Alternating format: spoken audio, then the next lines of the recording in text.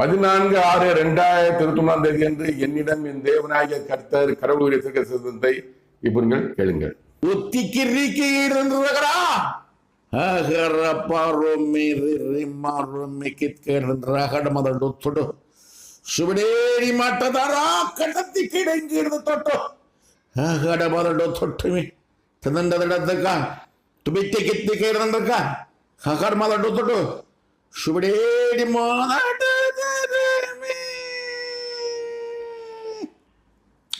தேசத்தின் அதிபதியானவனுக்கு விரோதமாகவே நான் என் கரத்தை நீட்டி இருக்கிறேன்.